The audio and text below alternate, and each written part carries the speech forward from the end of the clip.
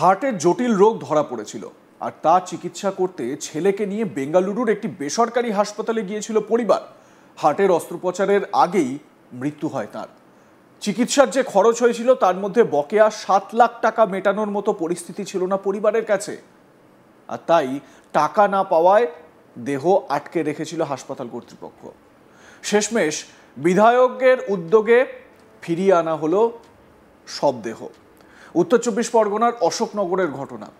হার্টের জটিল রোগের চিকিৎসার জন্য একমাত্র ছেলেকে বেঙ্গালুরুর একটি বেসরকারি হাসপাতালে ভর্তি করিয়েছিলেন পরিবার। কয়েক মাস সেখানেই চিকিৎসাধীন ছিল অশোকনগরের প্রিন্স সেন চৌধুরী। হার্ট প্রতিস্থাপনের পরামর্শ দিয়েছিলেন ডাক্তাররা, কিন্তু অস্ত্রোপচারের আগেই গত 1 অগাস্ট মৃত্যু হয় প্রিন্সের। চিকিৎসার মোট খরচ হয় 22 লক্ষ টাকা, বাকি ছিল 7 লক্ষ টাকা। ওই টাকা পরিশোধ করার মতো আর্থিক সঙ্গতি ছিল না পরিবারের, অথচ টাকা না দিলে প্রিন্সের দেহ ছাড়ছিল না বেঙ্গালুরুর ওই হাসপাতাল কর্তৃপক্ষ। শেষে অশোকনগরের বিধায়ক নারায়ণ গোস্বামীর হস্তক্ষেপে সোমবার প্রিন্সের কফিনবন্দি দেহ ফেরে অশোকনগরের বাড়িতে। অশোকনগর পুরসভার 8 নম্বর ওয়ার্ডে বাড়ি প্রিন্সের। বাবা প্রশান্ত সেন চৌধুরী অনলাইনে শেয়ার মার্কেটিং ব্যবসা করেন। মাধ্যমিকে ভালো রেজাল্ট করে অশোকনগরের বিদ্যাসাগর বাণীভবন হাই স্কুলে এবছর ক্লাস 11-এ ভর্তি হয়েছিল ওই পড়ুয়া। কোভিডের পরবর্তী সময়ই সে আক্রান্ত হয় হার্টের জটিল রোগে। কলকাতায় ছেলের চিকিৎসা করিয়েছিল পরিবার। আরও ভালো চিকিৎসার জন্য পরিবারের লোকজন প্রিন্সকে নিয়ে যান বেঙ্গালুরুর নামী একটি বেসরকারি হাসপাতালে। বাবা মা আশায় বুক বেঁধেছিলেন যে ছেলে হয়তো এবার ভালো হয়েই ফিরবে, কিন্তু হার্ট প্রতিস্থাপনের আগেই গত শুক্রবার মারা যায় প্রিন্স। চিকিৎসার খরচের 22 লক্ষ টাকার মধ্যে পরিবার 15 লক্ষ টাকার বিল মিটিয়েছিল। বকেয়া ছিল 7 লক্ষ টাকা। ওই টাকা না দিলে প্রিন্সের দেহ ছাড়তে নারাজ ওই হাসপাতাল কর্তৃপক্ষ। আর্থিক ক্ষমতা না থাকায় মৃত্যুর 72 ঘন্টা পরেও ছেলের দেহ পায়নি পরিবার। শেষ পর্যন্ত বাবা প্রশান্ত যোগাযোগ করেন অশোকনগরের বিধায়ক নারায়ণ গোস্বামীর সঙ্গে। তার হস্তক্ষেপেই ছেলের কফিনবন্দি দেহ ফেরে বাড়িতে। প্রিন্সের দেহ বাড়িতে ফিরতেই কান্নার রোল ওঠে।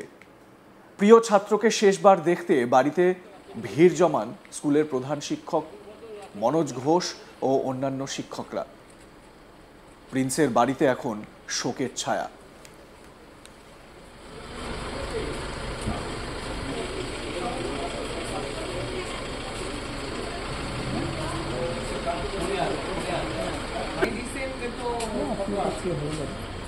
আরে কালকে একটা ফটো দিতে আমাকে দিল, ওরা সাংবাদিকরা নিল, যেটা ফটো ফ্রেমে বাঁধা।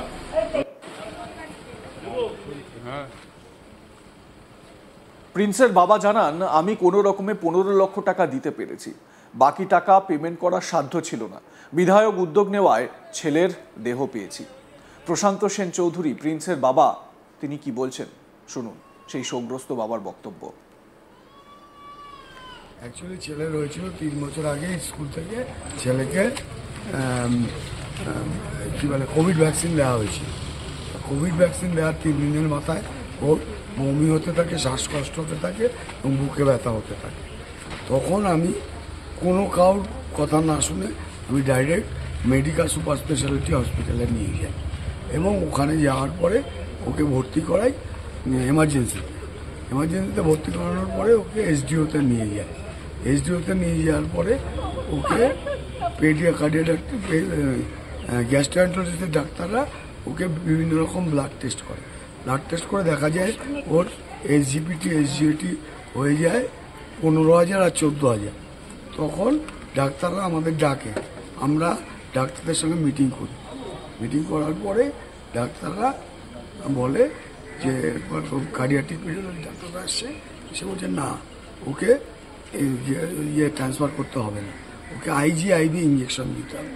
একটা ইঞ্জেকশনের দাম 24,000 টাকা 26,000 টাকা। তা আমি ওকে 14খানা ইঞ্জেকশন দিই, তারপরে ও সম্পূর্ণ ফিট হয়ে যায়। হ্যাঁ, এবং তারপরে মেডিকেল থেকে বাড়ি আসার পরে ওর সারা গায়ে র্যাশ উঠতে থাকে এবং তখন আমি দিশাহারা হয়ে গিয়ে দেবী সেটিকে ফোন করি এবং উনি আমার সাথে কথা বলেন না, ওনার অ্যাসিস্ট্যান্ট কথা বলেন। অ্যাসিস্ট্যান্ট আমি যখন গেছি লিখে দেন। 3 বছর ধরে উনি আমাকে অদিতি সেমনি ট্রিটমেন্টে রাখেন, উনি ট্রান্সফার করে দেন। তো অদিতি সেমনি প্রচুর টাকার ওষুধ দিয়েছে, সেই ওষুধ খেয়ে ও কোনো রকম ইমপ্রুভ হয়নি। তখন লাস্ট যখন দেবীশেঠির কাছে গেলাম, উনি বললেন তুমি নিয়ে আসো। আমি বললাম স্যার আমার টাকা পয়সা নেই। টাকা পয়সা নিয়ে তোমার ভাবতে হবে, আমি তো আছি, তুমি তোমার ছেলেকে আমার হাতে দেবে। কোথায় নিয়ে গেছে? ব্যাঙ্গালোর দেবীশেঠি হাসপাতাল। দেবীশেঠি হাসপাতাল নারায়ণী। এইবার বলছে তুমি তোমার ছেলেকে আমার হাতে দেবে, আমি তোমাকে ফেরত দেবো, আর তোমার টাকা পয়সা নিয়ে ভাবতে হবে। এইবার ঘটনা হচ্ছে আমি যখন গেলাম, আমাকে দেবীশেঠির সঙ্গে এবার দেখাই করতে দিল কেউ না, হ্যাঁ, এবং খুবই বাজে ব্যবহারটা করলো। এবং এবার যা করলো ওকে গলায় সারা জায়গায় ওকে ভ্যাকসিন দিয়ে, মানে ওকে অ্যাকচুয়ালি ওরা জানতোই যে জুনিয়র ডাক্তারকে দিয়ে ওর সম্পূর্ণ ট্রিটমেন্টটা করে। 8টা 15 মিনিট আমি ওখানে ছিলাম, তখন ডাক্তাররা ডিক্লেয়ার করে যে ও এক্সপায়ার হয়ে গেছে। 1 তারিখে মারা যায়। তবে ওখানে বিল নিয়ে কোনো সমস্যা হয়? বিল নিয়ে সমস্যা। কত টাকা বিল হয়েছিল? ওকে ওরা 27 লাখ টাকার বিল করেছে। আপনি পেমেন্ট করেছেন? না। আপনি কত টাকা পেমেন্ট করেছেন? আমি পেমেন্ট করেছি 5 লাখ টাকা। বাদ বাকি টাকা ইন্স্যুরেন্স ছিল আমার, ওই ইন্স্যুরেন্স থেকে পেমেন্ট করেছি। বাদ বাকি টাকা আমাকে কি বলেন আপনাদের বিধায়ক নারায়ণ গোস্বামী এবং মমতা ব্যানার্জি এরা মিলে আমাকে সব টাকা তুলে এরাই সব কিছু ব্যবস্থা করে। ওখানে কি বডি আটকে রেখেছিল? বডি আটকে রেখেছে। মানে আপনি তো দেবীশেঠিকে ভগবান ভাবে মানতেন। হ্যাঁ, ভগবান বলেই মানতাম। তার কাছ থেকে এরকম ব্যবহার আশা করেছেন? না, আমি যে কি ব্যবহার পেলাম, তার ওটা র্যাকেট একটা পয়সা তোলা, এটা মানে আশ্চর্য হয়ে গেছি আমি। তো ভগবান হিসাবে আরেক নারায়ণ এগিয়ে এলো। হ্যাঁ, আরেক নারায়ণ। সত্যি উনি যা করেছেন, উনি নারায়ণ গোস্বামী আমার ছেলেকে প্রচন্ড ভালোবাসতেন। পড়ুয়ার স্কুলের এক শিক্ষক জানান, প্রিন্স এক কথায় আদর্শ ছাত্র। পড়াশোনায় অত্যন্ত মেধাবী ছিল। ও অসুস্থ ছিল, ওর সঙ্গে 3 দিন আগেও কথা হয়েছিল, বলেছিল ভালো হয়ে যাবে। প্রধান শিক্ষক মনোজ ঘোষ কি বলছেন শুনুন। প্রিন্সকে এক কথায় যা বলা যায়, মানে একজন আদর্শ ছাত্র বলতে যা বোঝায় সেইটাই ও। ক্লাস 5 থেকেই আমাদের স্কুলেও পড়াশোনা করছে, এবারে ক্লাস 11-এ পড়ে। ও অত্যন্ত ভালো ছিল, মানে যেমন আচার ব্যবহার পড়াশোনা সব দিক থেকে ও খুব সুন্দর একটি ছেলে। মানে আমরা মেনে নিতে পারছি এরকম একটি ঘটনা। ও অসুস্থ ছিল দীর্ঘদিন, কিন্তু আমরা খুব জানতাম।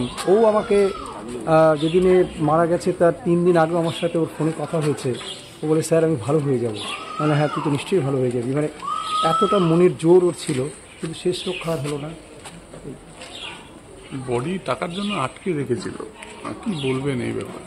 এটা কি বলবো, মানে বডিটা আমরা শুনলাম ওখান থেকে, ওর বাবার কাছে আমার প্রতিনিয়ত ফোনে যোগাযোগ ছিল।